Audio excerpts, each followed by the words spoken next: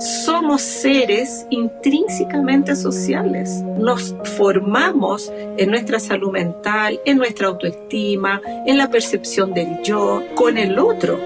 Yo puedo estar en una soledad llena de gente o finalmente de una soledad física que a veces es elegida y a veces no es elegida. Entonces, ¿cómo podemos superar la soledad?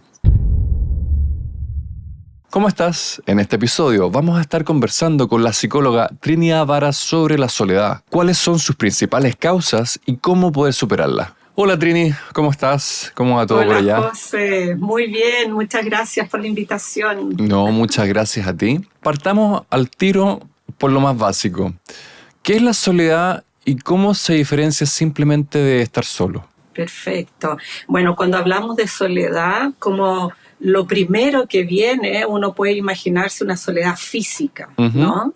Pero la soledad es un concepto que es bueno ampliarlo, porque finalmente uno puede pensar en una soledad física de estar sin otros, ¿no es cierto? Pero tenemos también la soledad emocional.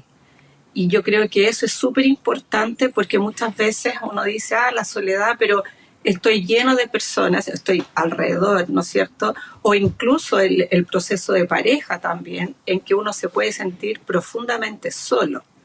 Entonces, yo siempre digo que el tema de la soledad también tiene que ver con la calidad del vínculo afectivo que yo pueda establecer con un otro, ¿sí? Yo puedo estar en una soledad lleno de gente, o finalmente, efectivamente, una soledad física que a veces es elegida y a veces no es elegida.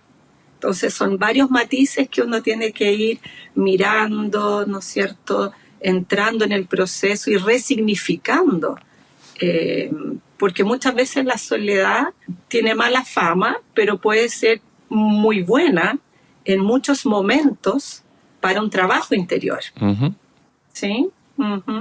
Aprender a estar solo. Yo creo que ahí hay todo un proceso que uno tiene que mirar. Cómo uno aprende a estar con uno mismo también. ¿Sí? Buenísimo, de todo eso quiero hablar. Así, perfecto. Oye, mi percepción hoy día es que la gente se está sintiendo cada vez más sola. Y claramente estoy hablando de una soledad emocional. ¿Ya? Y siento que cada vez la gente está siendo cada vez más individualista. ¿Tienes esa percepción? Mira, pasa que, claro, si vamos a mirar un poco en el ámbito de las redes sociales, esta cosa, pantallas que llamo yo, ¿no es cierto?, que ha sido súper bueno en muchas cosas. Por otro lado, me viene inmediatamente, por ejemplo, el tema adolescente también, que es una cosa como de escudarse detrás de una pantalla y vivir una soledad sin entender que hay una soledad. Entonces ahí, claro, deriva en una soledad emocional porque va creando un falso yo, finalmente. Y ese falso yo se autoconvence que tiene 1 millón de amigos, pero en verdad no hay un vínculo. Vuelvo a lo que dije anteriormente, no hay un vínculo afectivo significativo en ese sentido, ¿no? Entonces, sí, yo he podido percibir de pronto en la consulta, ¿no es cierto?, en todo mi trabajo, que de pronto hay un cuestionamiento. De pronto las personas se están sintiendo sin esa capacidad de vínculo, un poquito más solas, cuestionándose también respecto a cómo vincularse, como un desafío del nuevo vínculo con un otro, y observar todo esto, insisto, de las pantallas y redes sociales, ¿no es cierto?, qué ha estado haciendo respecto a poder realmente tener una inteligencia emocional más desarrollada para poder hacer un vínculo significativo, ¿no? Entonces muchas personas, claro, están ahí, pero se sienten muy solas también.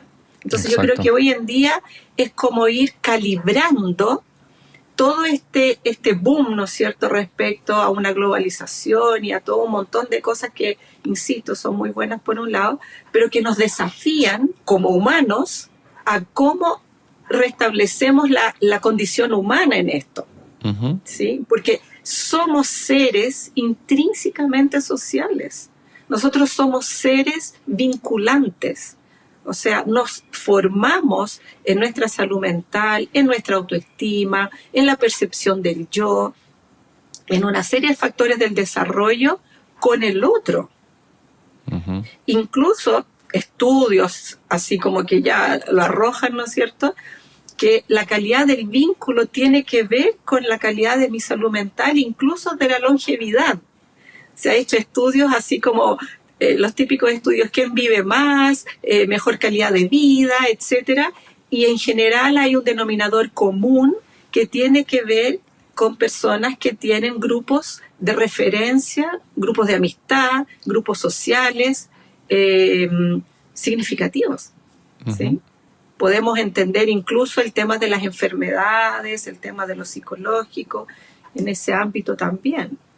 Oye, me quedo dando vuelta a algo. ¿Qué tan importante es el contacto físico para lograr un vínculo? Porque aparte, me acuerdo haber leído en alguna parte que, o sea, uno cuando toca a una persona, cuando uno empieza a generar oxitocina y cosas así. Entonces me vino a la cabeza como, ¿qué tan importante es el contacto físico? Claro que sí, claro que sí. Mira, tocaste un punto súper importante, José, porque en el fondo es la propiocepción corporal, ¿no? Es cuando incluso no podemos pensar en una guagua, ¿sí? En un niño pequeño, en un niño donde todo su yo está puesto en la piel, donde todo su yo está conectado con su piel, con su cuerpo. Entonces, en ese sentido, ese yo se ve beneficiado desde el toque, ¿no? Lo que tú me decías, esto de conectar con un otro desde el contacto físico, ¿no? Entonces, la sensación, y ahí nos podemos remitir al apego, a los tipos de apego que existen en el ser humano, ¿no es cierto? Si hablamos de apego seguro, apego ansioso, apego evitativo, ¿no? Que tienen que ver con la percepción de cómo yo me siento conectado o en soledad o etcétera, ¿no? Yo creo que es súper importante el contacto físico, sin lugar a duda, para poder reconectarme con el otro. Existen terapias, la misma biodanza, por ejemplo, otras técnicas, ¿no es cierto?, de trabajo donde en el encuentro con el otro también van pasando y apareciendo cosas. Entonces, sí, yo creo que el contacto físico es como lo primario, si vamos a pensar en un ser humano pequeñito, ¿no es cierto?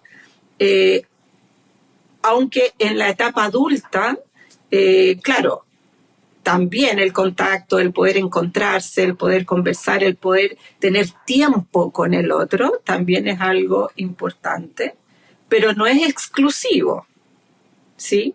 Es importante y es un ingrediente importante, sin lugar a dudas. Oye, ¿y podemos ahondar un poco cuáles son las causas más comunes de la soledad? Claro, claro que sí. Bueno, existen situaciones objetivas de trauma, por ejemplo, ¿no es cierto? Abandonos, objetivamente, literalmente hablando, ¿no es cierto? Hay situaciones donde niños también, ¿no es cierto? Situaciones de abandono, situaciones de rechazo, situaciones como muy concretas donde se vive esa soledad, ¿no? Y yo creo que está todo muy ceñido, aunque no haya habido una situación concreta de abandono, también lo que yo te decía de los tipos de apego, de cómo uno procesa el vínculo con el otro, ¿no? Ujú. En que de pronto yo puedo sentir mayor o menor nivel de soledad. Ahora, hay personas que necesitan estar solas también. Yo creo que eso es importante enfatizar, ¿no? Porque Ujú. también se genera toda una visión de, hay que estar con mucha gente siempre porque si no, no sé, tienes algún problema. Y no es así. Muchas veces también hay personas que necesitan, por temperamento, por tipología, por estructura de personalidad, etcétera, tener su time out, como su tiempo a solas, revisión de sí mismo, ¿no es cierto? En ese sentido. Entonces, claro, lo que tú me decías, existen cosas concretas que gatillan ese proceso, ¿no? y existen otras que son elegidas también. ¿Ya? Yo creo que, insisto, que está todo puesto en nuestra historia, de cómo uno va entendiendo y resignificando.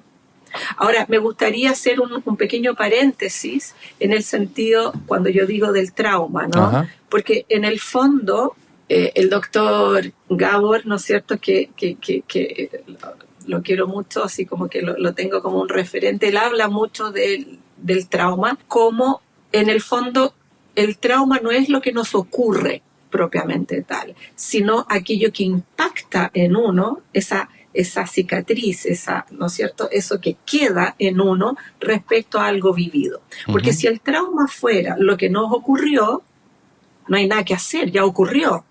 La buena noticia es que es lo que impacta en uno. Por lo tanto, desde ahí es trabajable. Entonces, claro, tenemos alguna situación de trauma en soledad, sí, efectivamente, y genera todo un patrón de funcionamiento, ¿no es cierto?, vincular, obviamente, pero que es trabajable. Ahora, para poder llegar ahí, claro, hay que hacer un caminito de poder abrirse a querer trabajar eso y dar la oportunidad de trabajar eso, ¿no?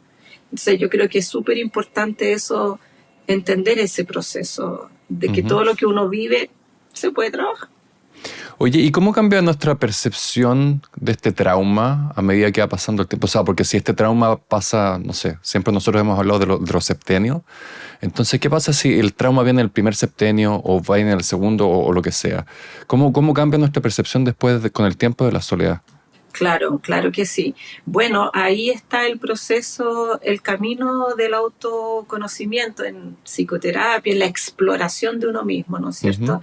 Claro, en el primer septenio ¿Te yo puedo tengo interrumpir un poquito? Sí, claro. ¿Podría explicar súper simple cómo se dividen los septenios? ¿Qué son los septenios para la gente que no conoce? Perfecto, claro, claro, claro. Desde una visión también antroposófica, ¿no es cierto? Desde la psicología clínica, con esta mirada antroposófica, de la terapia biográfica que hablamos nosotros, está el concepto de los septenios. Entonces, tenemos el primer septenio de 0 a 7, donde hay un niño en formación, donde la fuerza está muy puesta en la formación de este cuerpo físico. Le llamamos el septenio de la madre, el septenio de la constitución de un nido, ¿no es cierto?, donde uno puede aprender a confiar eventualmente, o dependiendo de las circunstancias hay que pararse yo solito, ¿no es cierto?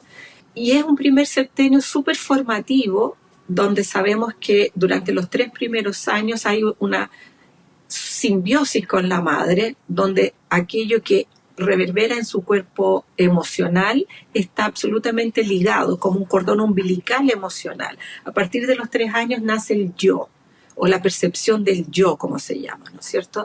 Y desde esa perspectiva, claro, el niño, de hecho hay una crisis normativa del desarrollo a los 3 años, que es la crisis donde se pone un poquito más oposicionista, más negativista, que es en el ejercicio de poder establecer ese yo, como una mini adolescencia, entre comillas, ¿no es cierto? Pero en el ejercicio de poder afirmar una diferencia entre tú y yo. Bueno, y después, hasta los 7, se va desarrollando, obviamente que es un septenio súper intenso respecto a todas las facultades, caminar, hablar, ¿no es cierto?, control de fita, imagínate, 1.000.000 de cosas. Es un primer septenio donde también se junta con la mirada freudiana, por así decirlo, ¿no es cierto?, en el sentido de formatear el disco duro, ¿no? Cuando uno dice, bueno, estos 7 primeros años determinan un montón nuestra mirada futura. Ahora, todo es trabajable, obviamente. Sin embargo, hay un patrón que se establece ahí en el primer septenio, ¿no? Entonces, obviamente las experiencias primeras en este primer septenio, que son súper significativas, y también sumo con el tema de cómo se constituye el apego, ¿no es cierto?, en lo que hablábamos, apego seguro o un apego ansioso o evitativo, etc. Es un primer septenio súper revelador. Entonces, claro, esas experiencias pueden determinar, a propósito de la soledad, ¿no es cierto?, cómo yo me vinculo. O sea, si yo soy una persona que voy a evitar, si yo en mi infancia mis necesidades afectivas no fueron suficientemente sostenidas, miradas o acompañadas, yo podría desarrollar un apego más de tipo evitativo o incluso ansioso eventualmente, ¿no?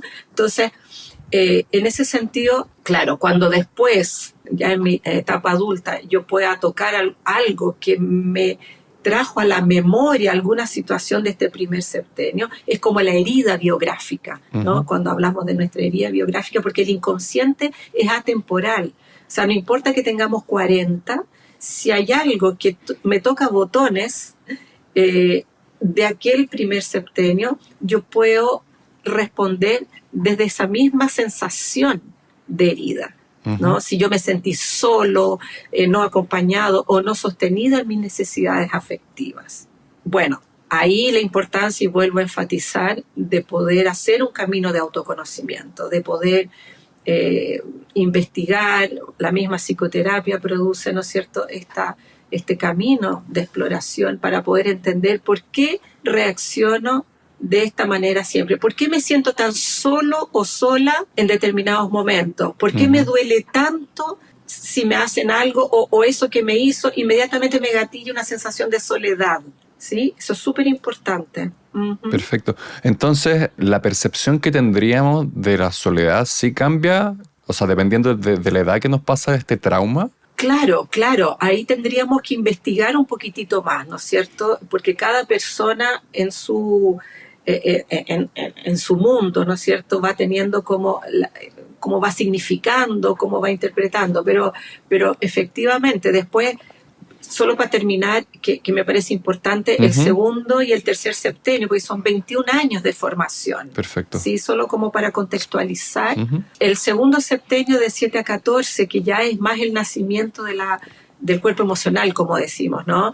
Donde más el mundo aparece, mis vínculos, el contacto con los pares, le llamamos el septenio del padre también, donde simbólicamente está este contacto mayormente con el mundo, con lo social, ¿no? Y ahí también tenemos experiencias, por ejemplo, si vamos a tomar ejemplos, de pronto, no sé, un niño que se sintió súper solo en el colegio, le hicieron bullying o algo pasó, ¿no es cierto?, respecto a eso, si se va a retraer más o en fin, también pueden surgir experiencias, por así decirlo, de soledad, ¿no es cierto?, concretas, ¿no? Porque claro, no es que, yo me estoy sintiendo solo. No, efectivamente, fui dejado solo.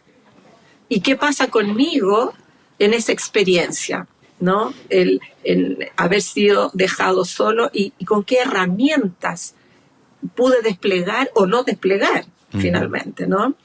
Y tenemos el tercer septenio de 14 a 21, que ahí es el tercer, ya adolescencia propiamente tal, constitución de una personalidad, el septenio del juicio, del cuerpo mental, que le llamamos, ¿no es cierto?, donde hay todo un proceso más cerebral en desarrollo, no es tan hormonal como se dice, es netamente cerebral, hay un cambio a nivel de procesamiento cerebral, y ahí también aparece el tema de la soledad muchas veces, ¿no es cierto?, porque el adolescente en este camino de buscarse a sí mismo, entenderse, de pronto se siente muy solo o incomprendido. Entonces muchas veces no es una experiencia concreta de soledad, como pudo haber ocurrido, ¿no es cierto?, sino que es más bien una sensación subjetiva, una sensación de sentirme solo, de no todavía encajar en algo, ¿no?, o conocerme a mí mismo. Bueno, ahí hay cosas muy, muy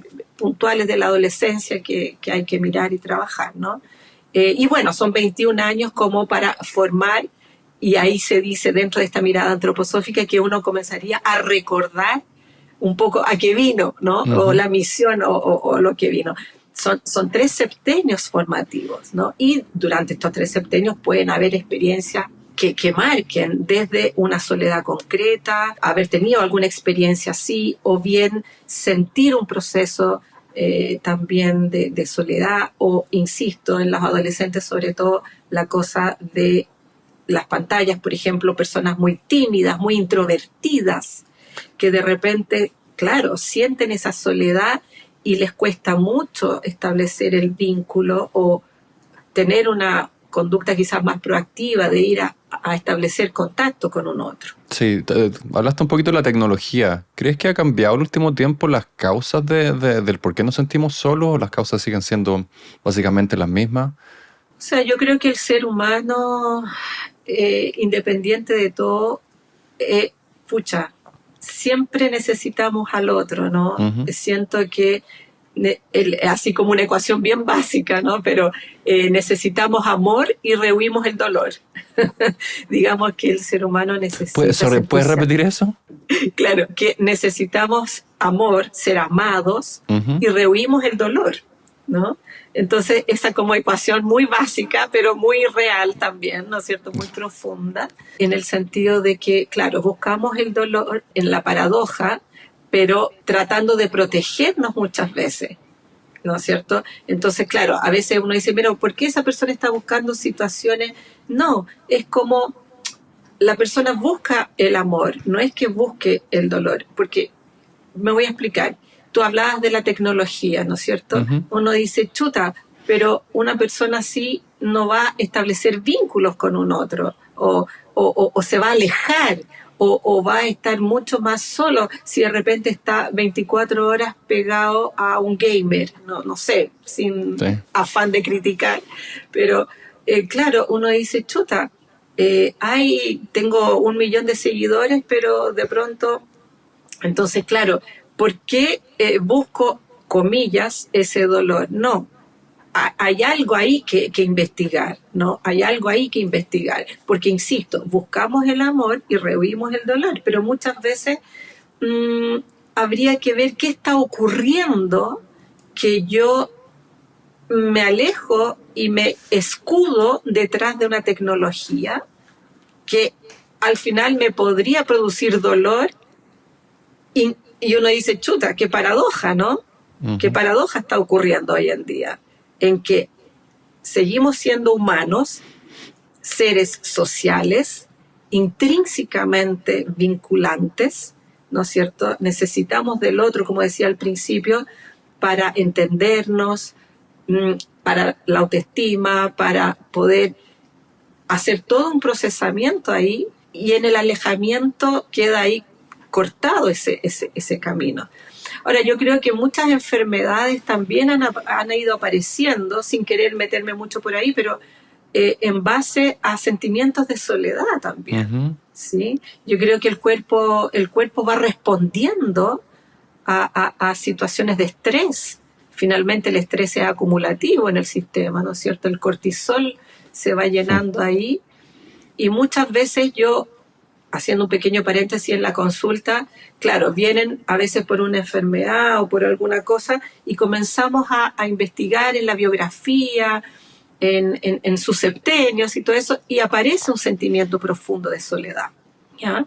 Y entonces, investigando, me voy dando cuenta que se perpetúan conductas de soledad, ¿sí? Entonces, la persona dice, claro, es que me da miedo, no sé cómo salir de esto, Ujú. porque es mi lugar conocido.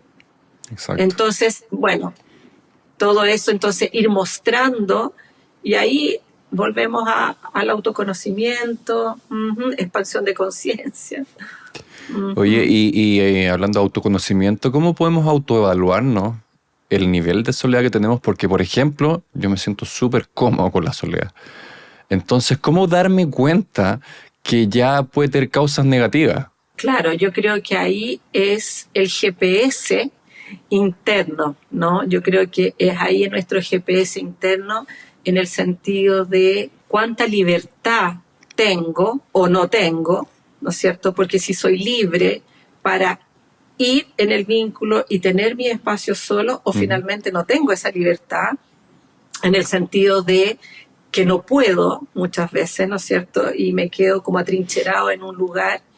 Y finalmente el GPS, como te decía, también respecto a cómo me siento, porque yo puedo tener un discurso, ¿no es cierto?, intelectualizado, pero a nivel de mi sentir es otra cosa.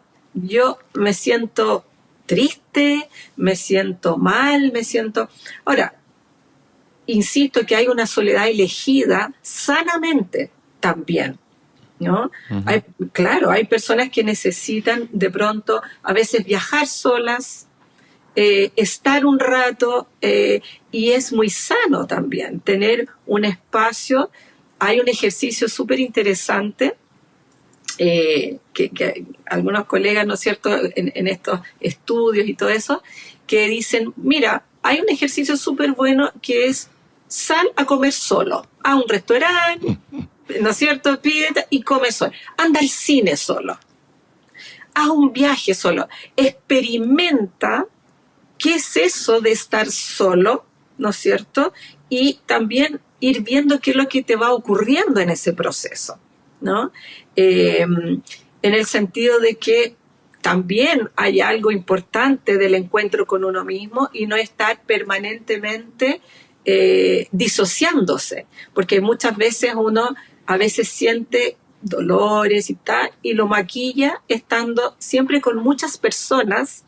Y vuelvo a lo que hablamos al inicio, ¿no? Puedo estar rodeado, pero si voy a escarbar bien, bien en lo profundo, hay un sentimiento ahí que duele. Pero si lo tapo, ¿no es cierto? Bueno, pero en algún minuto aparece. O sea, usar la compañía para evadir. Claro, muchas veces puede ocurrir eso, en que yo me lleno de personas alrededor, ¿no es cierto? Estoy permanentemente en actividades sociales o haciendo muchas cosas, pero ¿qué pasa conmigo en lo profundo? ¿Sí? Ahora, hay personas que lo disfrutan y está perfecto, claro, claro. El tema es mirar cuán real es eso o cuán eso es de alguna manera un escudo para no tocar espacios de mí mismo que están ahí pidiendo ser escuchados. ¿Hay alguna señal que podamos ver o que nos podamos dar cuenta cuando la soledad ya empieza a ser negativa? Claro, claro. Vuelvo al GPS interior. Yo creo que esas señales muchas veces... Mira, el doctor Edward Bach, a propósito de flores de Bach, que me parece muy interesante como proceso de acompañamiento también. De hecho, tiene una flor para la sensación de soledad, ¿no? Él decía que cuando una idea baja, ¿no es cierto?, como una sensación, una percepción baja y no la atendemos, primeramente, ¿no es cierto?, a nivel intelectual o a nivel mental que uno lo percibe, sigue bajando a nivel emocional.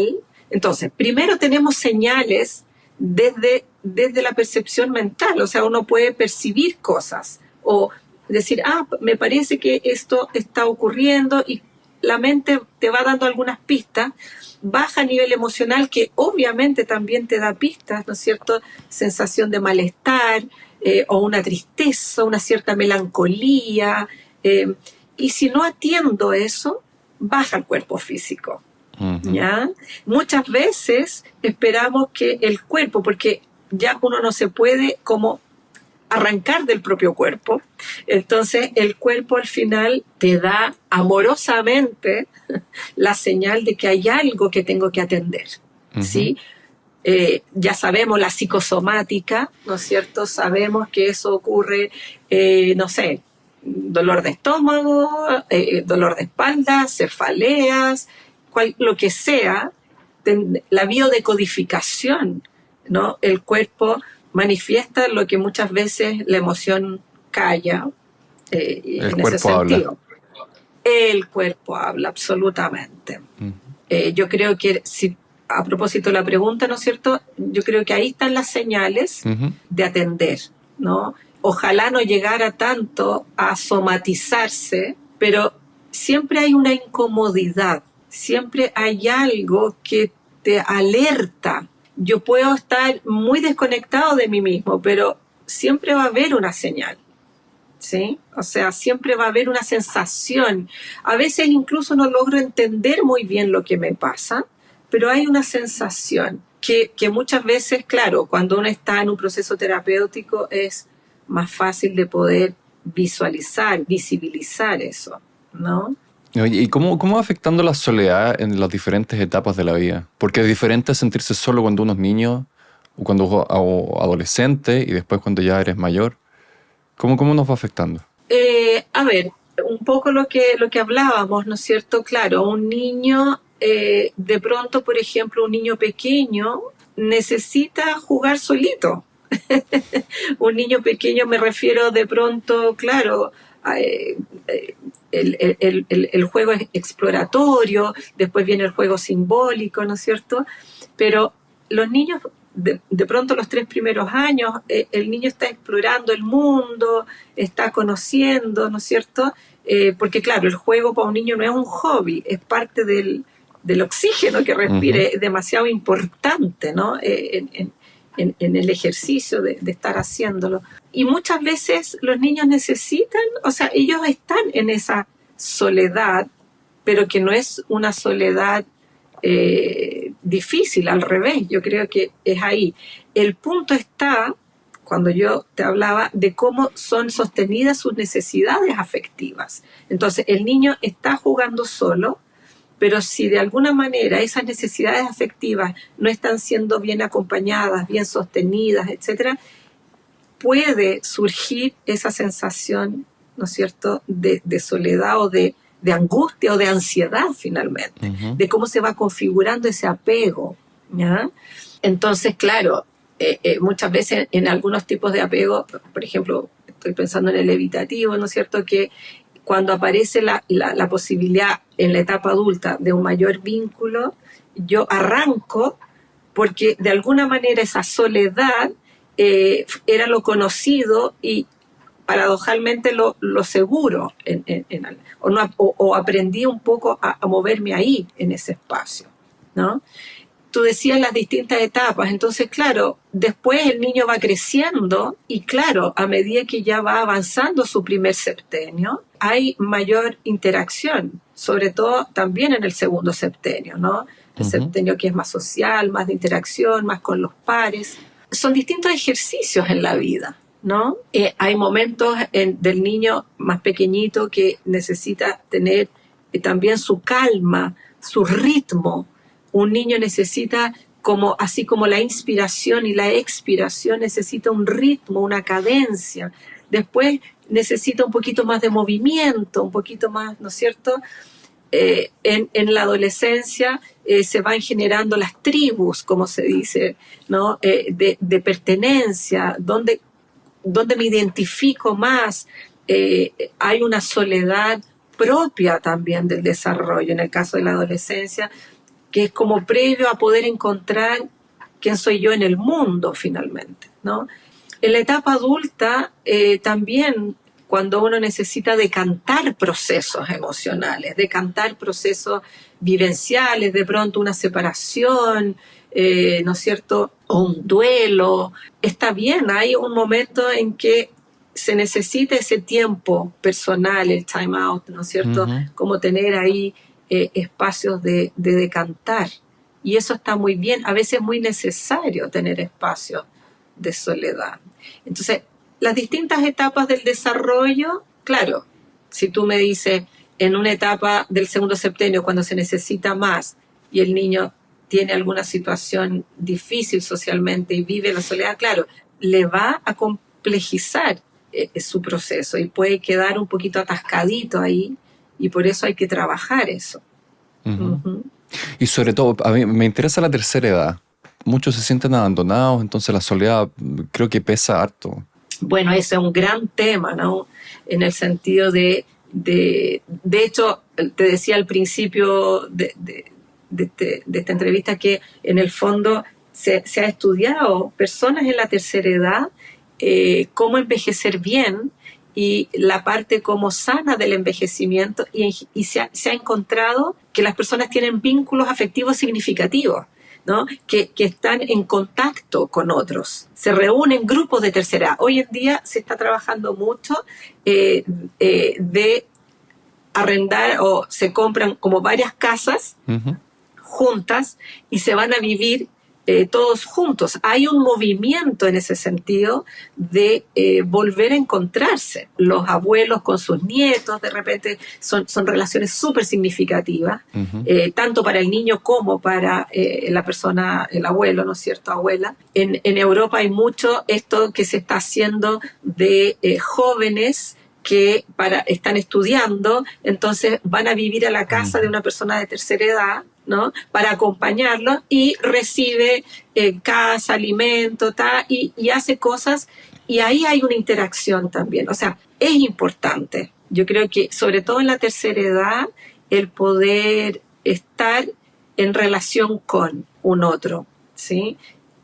Sea a través de estos jóvenes de intercambio, ¿no es cierto?, sea con sus nietos, familia, o con sus pares también, con sus propios pares. Yo creo que hay que mirar un poquitito con detención ese proceso de la tercera edad, porque efectivamente, y uno lo ve, ¿no es cierto?, a veces hay un cierto abandono por ahí. Exacto. ¿Ya? Oye, ¿hay alguna diferencia entre la soledad elegida y la soledad no deseada en cuanto a como efectos en la salud? Claro, no, de todas maneras, porque sanamente, cuando yo elijo momentos, porque es distinto decir elijo la soledad a elijo momentos de estar en soledad, ¿no? Porque yo creo que es muy difícil, a no ser que sea un monje asceta en el Himalaya, ¿no es cierto? Bueno, existen, que son opciones de vida, perfecto, ¿no? Pero en general existe, digamos, momentos en que yo elijo momentos de soledad, no tanto como ya ahora voy a ser totalmente soledad o estar en... y claro, la diferencia está en que hay un bienestar en los momentos que yo elijo estar solo porque necesito decantar, como decía, ¿no es cierto?, procesos vitales, o necesito, no sé, estar más conmigo mismo por una necesidad de decantar y procesar, o porque he tenido una vida muy agitada y ahora necesito equilibrar, ¿no es cierto?, una persona muy estresada, o también tener esos espacios. Sabes que hay algo súper importante, que es cuando el tiempo interno y el tiempo externo no coinciden. Eso a veces genera mucho estrés, ¿no? Como un frenesí por la vida, ¿no? Entonces mi tiempo interno tiene un ritmo más pausado, y el ritmo externo que se me está exigiendo, por así decirlo, tiene una velocidad mucho mayor. Se genera una tensión, ¿sí? Entonces yo estar atento así, a ver, ¿estoy viviendo la vida que quiero vivir de alguna manera? ¿O cómo puedo hacer para poder equilibrar esto o armonizar un poquitito mis tiempos internos con los tiempos externos? Eso es importante. Entonces, claro, el GPS nuevamente es el bienestar. Si yo elijo estar en ese proceso de soledad, elijo irme a la montaña un rato, elijo, ¿no es cierto?, hay una sensación como de reseteo, ¿no? Una sensación más bien oxitocínica o serotonínica, versus una soledad que de pronto no es así, y yo la padezco. En ese sentido me genera más bien cortisol, ¿no es cierto?, esta cosa del estrés, y cómo salgo de eso, ¿no? En el sentido de, le echo la culpa al mundo por mi soledad, es culpa del otro, yo me siento una víctima de este proceso, o qué, ¿no? Bueno, y todo vuelve al mismo punto: conócete a ti mismo, haz un camino, ve lo que te incomoda para poder buscar mayor bienestar. Entonces, claro que hay diferencias entre una soledad y otra. Entonces, ¿cómo podemos superar la soledad? Claro, no, es que hago el puente link con lo que estaba diciendo, el link, claro. Yo siento que al final es conocerse a sí mismo. O sea, si es una soledad que te incomoda, que te duele, uno tiene que ver, por ejemplo, en las mismas apps de pareja, ¿no es cierto?, que el boom de las apps. Sí. Eso habla también algo, ¿no es cierto? De alguna manera uno podría hacer un análisis de eso, ¿no? La gente quiere vincularse. quiere estar, quiere encontrarse, de distintos ámbitos, obviamente, ¿no?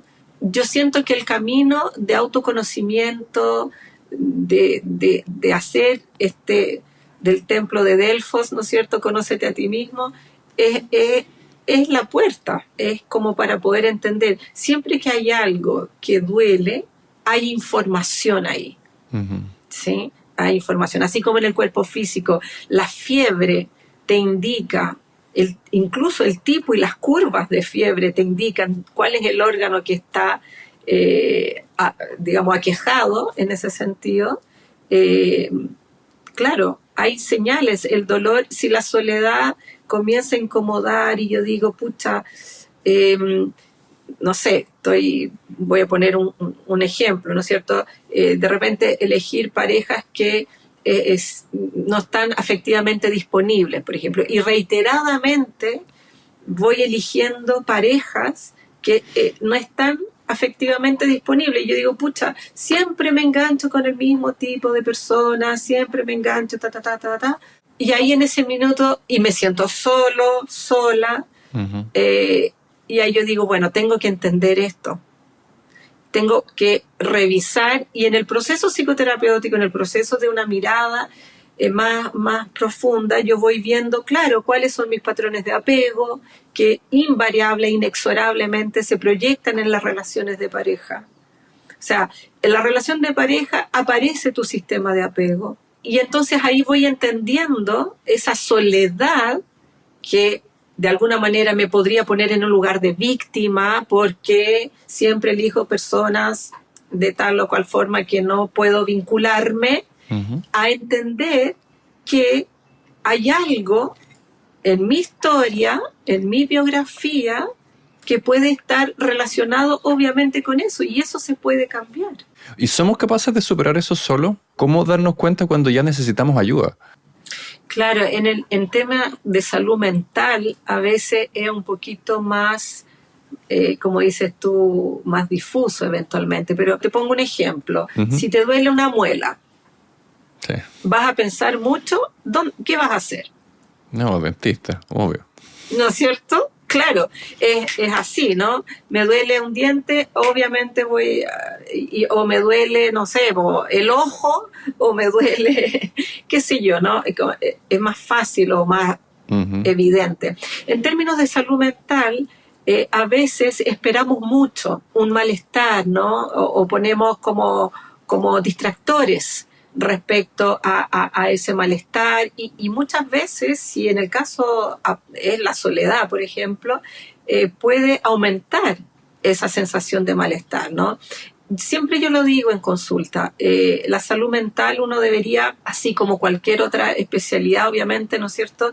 Si hay algo que no está bien, por ejemplo, el mismo ejemplo que puse delante, ¿no es cierto? Si me estoy sintiendo mal y sola por el tema relacional de pareja, o bien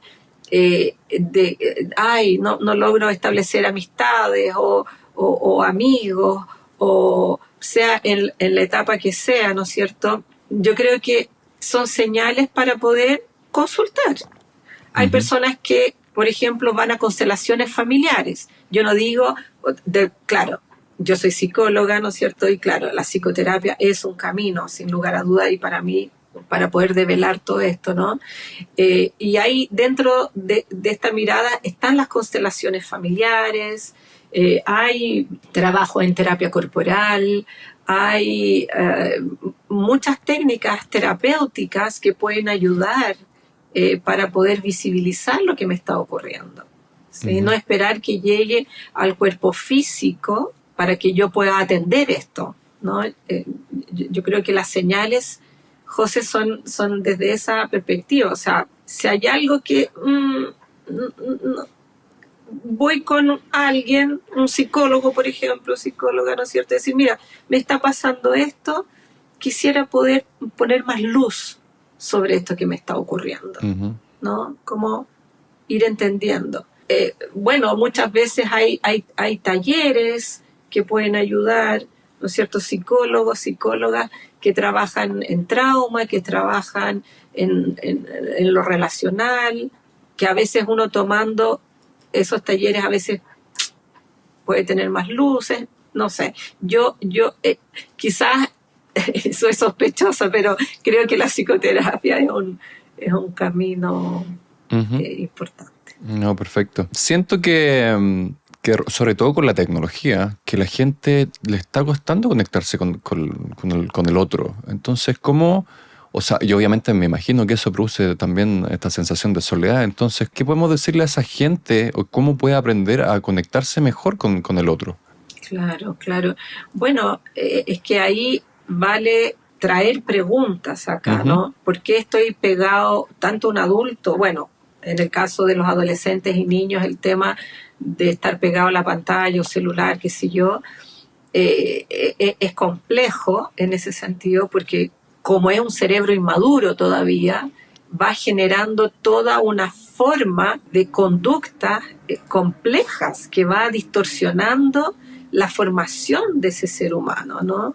Muchas veces los mismos adultos que supuestamente ya tienen un cerebro más formado, tienen una adicción, porque las pantallas, la tecnología está hecha para producir adicción, ¿no? En el sentido macro. ujú. Ha facilitado la vida, insisto, yo creo que si bien usado, pero como yo trabajo muchas veces con niños y adolescentes también, veo cómo el proceso adictivo está puesto ahí, ¿no?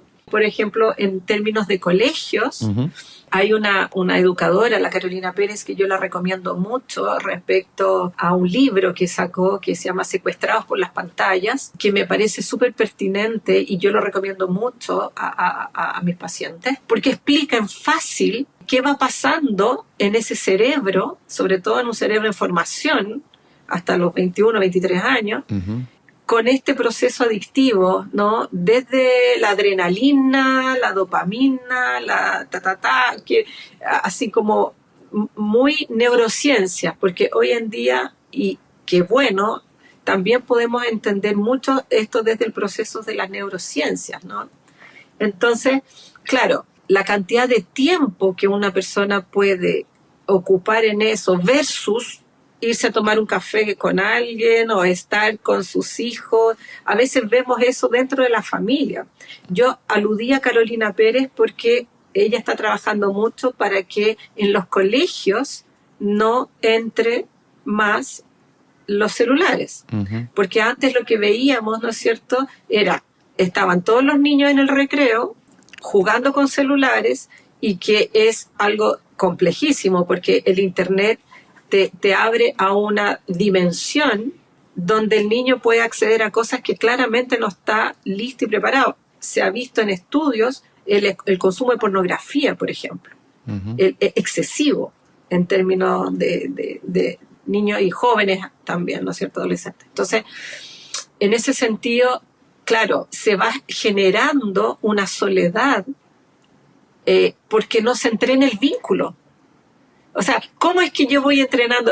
Jugando a la pelota en el recreo, qué sé yo, y haciendo cosas, conversando, interactuando, pero si están robotizados cada Ujú. uno, ¿cómo entreno mis habilidades sociales, Exacto. códigos, ¿no?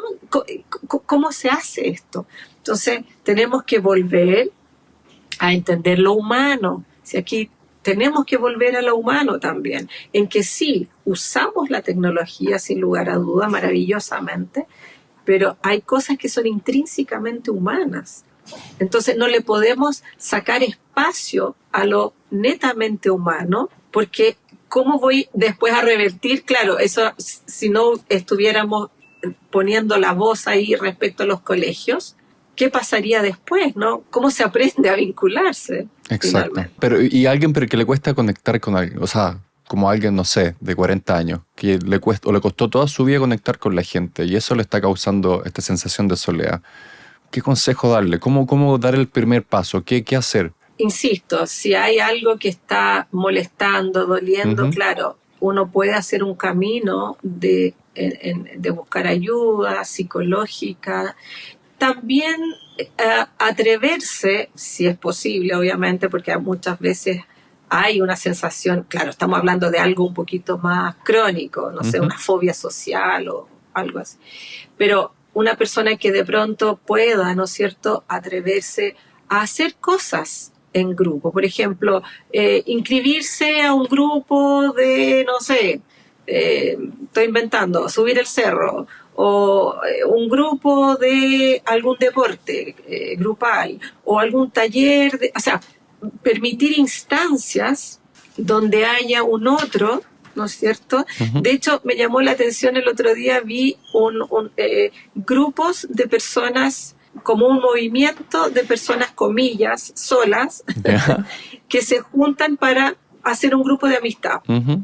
Interesante, o sea, yo dije, vaya, o sea, eso también habla, ¿no es cierto?, de lo que está ocurriendo y de la necesidad de mover un poco más eso. Entonces, personas adultas, tú decías 40 años, ¿no es cierto?, que este grupo de personas para juntar y hacer un grupo de amistad, o tomar talleres o actividades grupales, buscar ayuda psicológica, Ujú. ¿no?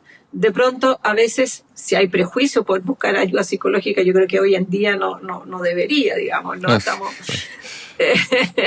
Hay de todo. pero claro, hay que ir también siendo proactivo respecto a cómo me voy moviendo. Y en ese movimiento voy teniendo información de lo que me pasa. Porque si de pronto yo tomo talleres o alguna cosa grupal, deporte, y me voy sintiendo bien, me voy sintiendo cómodo, voy estableciendo relaciones con otros, ¿está?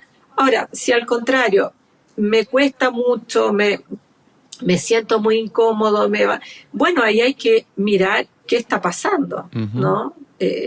¿Qué ocurre? Y eso está en nuestra historia, está en nuestra biografía. Porque, insisto, la soledad puede ser algo calmo y algo sano desde una perspectiva, ¿no? Para una persona, tú decías, adulta, ¿no es cierto? Claro. Pero si eso da señales de que no me hace feliz, recordemos la ecuación, Ujú. buscamos el amor, rehuimos del dolor, ¿no? Aunque a veces sea paradójico que uno haga cosas que le generen dolor, ¿no es cierto? Pero ahí hay una explicación como más defensiva, ¿no? De ese lugar conocido y de no querer atreverme a salir de ahí por miedo, finalmente. Ujú. Oye, Trini, ¿qué papel juega la familia en todo esto? Ah, claro. Bueno, finalmente, desde la infancia, ¿no? Ujú. Como las figuras de apego, ¿no? Las figuras significativas de apego eh, juegan un rol importante, sin lugar a dudas, ¿no? De cómo yo voy estableciendo y acompañando las necesidades afectivas de una guagua, de un niño pequeño, cómo estimulo de repente. Claro, en el fondo, si un niño en el segundo septenio de repente es más tímido, más introvertido, le cuesta un poquitito, ¿no es cierto? Y de repente los papás, no sé, como que son más duros y no, tienes que ir, tienes que hacer, y sin poder resonar, empatizar con lo que está ocurriendo, por ejemplo, el niño, claro, se va a sentir muy agobiado, pero si yo logro empatizar, entender y ayudar, voy a estimularlo, lo voy a llevar a cosas que haga con otros niños, invito niños a la casa, armo cuestiones, hay psicoterapia de grupo. Hoy en día existe la psicoterapia de grupo, Ujú. ¿no? Si hay papás que están escuchando, ¿no es cierto?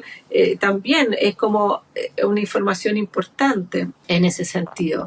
Entonces, claro, cumple un rol importante, un rol. Y en la etapa adulta, no sé, personas de la familia que de repente adviertan un proceso, también pueden mostrar, hablar, acercarse, sabiendo que obviamente en la etapa adulta uno se hace más cargo, ¿no? El yo puesto adentro y bueno, claramente, pero uno como ser relacional en las amistades, también las amistades pueden ser un eslabón importante Ujú. para mostrar el proceso, ¿no? Del otro, Perfecto. como el espejo. El ¿Mm? espejo. Importante. Oye, el otro día estaba leyendo que Jung decía que la soledad era una herramienta súper importante para conectarse con el inconsciente y era fundamental para el desarrollo personal. Pero mi pregunta es que si ya te cuesta el tema de la soledad, ¿cómo pasar de sufrir un poco de esto a disfrutarla y aprovecharla como una herramienta? Por eso es que ese es el termómetro, ¿no? Ujú, Es un procesamiento, como decía Jung, ¿no es cierto? Claro, si uno de pronto va a meditar, ¿no?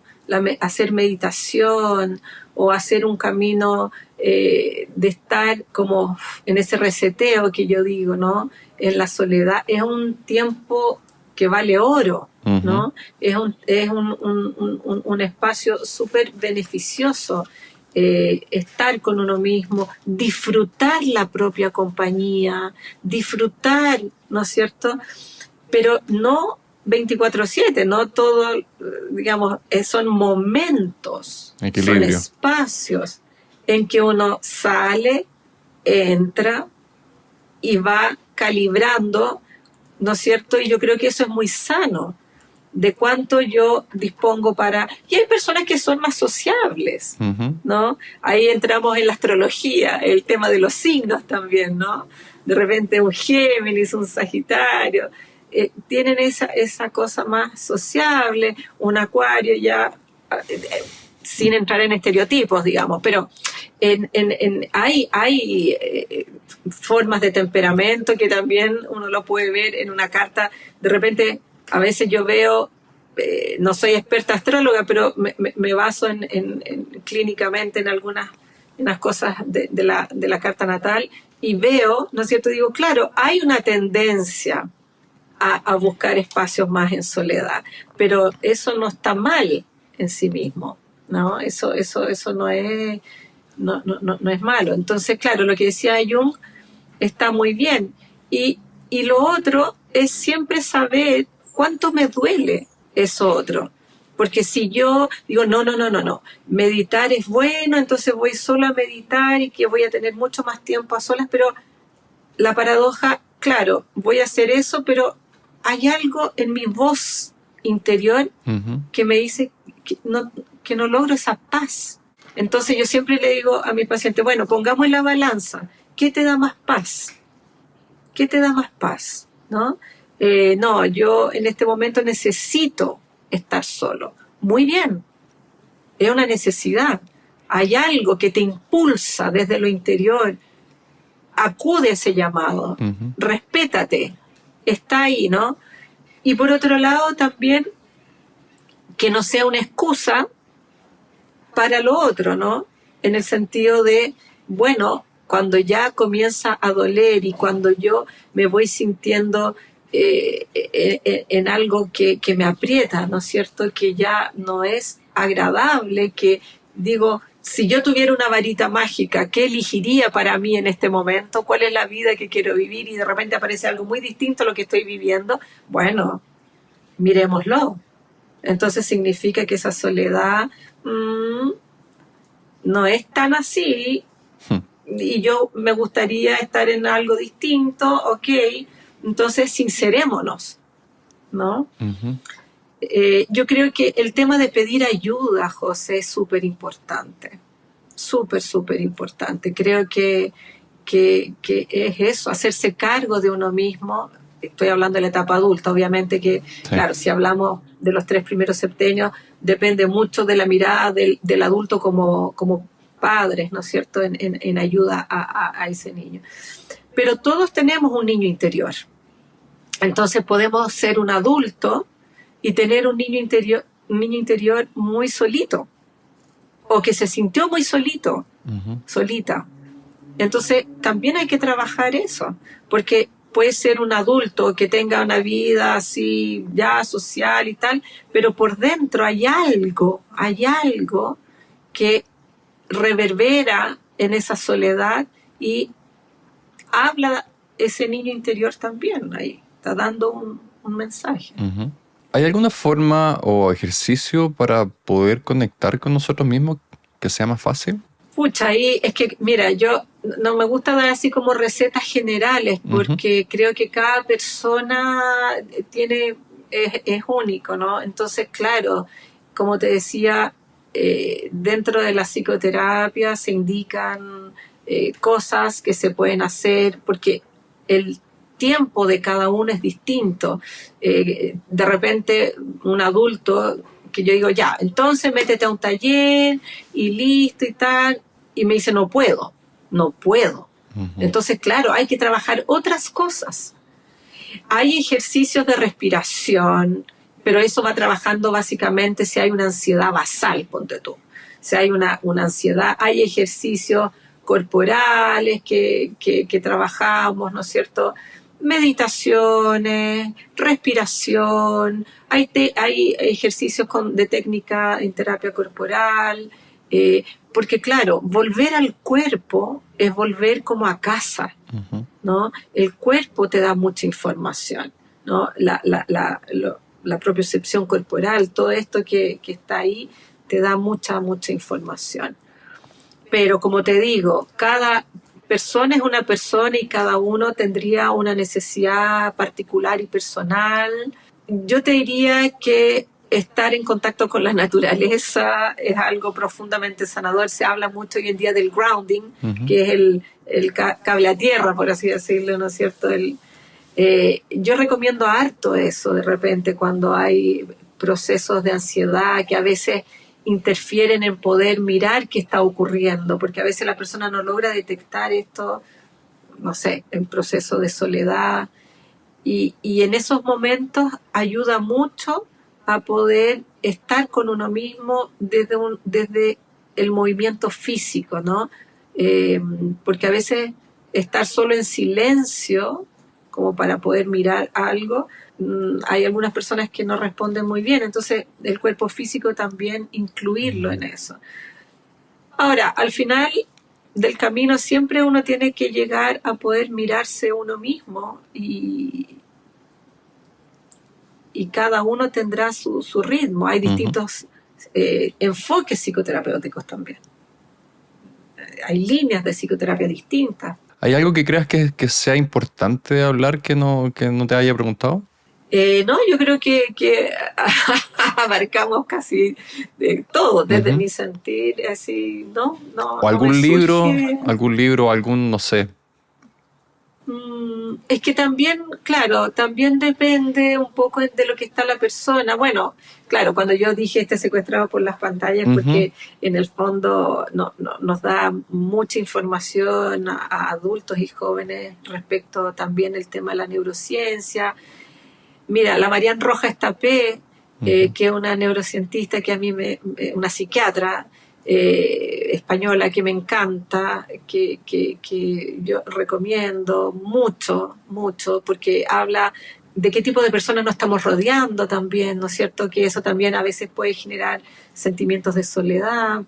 Bueno, yo creo que dentro de la neurociencia hay hartos estudios que hoy día, la Marian, esa me gusta mucho, los libros de ella, es algo que yo recomiendo harto a mis pacientitos.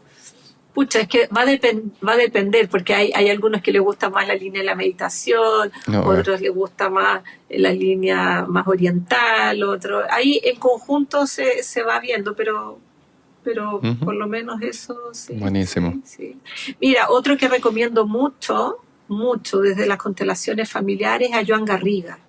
Libros de Joan Garriga, cualquier libro de Joan Garriga, porque en realidad es un psicólogo también español gestáltico que estuvo con Bert Hellinger, el creador de las constelaciones familiares, y él ha escrito libros que me parecen de mucha ayuda. Perfecto. Que en el fondo, solo para terminar, en el fondo el tema de que cuando aparece esto de la soledad, ¿no es cierto? Como, claro, en un principio, más que rechazar, si es que duele, abrazarla. Abrazar, decirle sí a la vida con todo, ¿no? Y desde ahí buscar ayuda, ¿no? O buscar un camino para ver qué es lo que me va haciendo más sentido. Perfecto. Vale, muchas gracias. Estuvo muy buena la conversación, así que gracias otra vez. Bueno, gracias a ti, José. Maravilloso este trabajo que estás haciendo. Vale, gracias. Te felicito mucho. Dale, que estés bien. Chao, chao.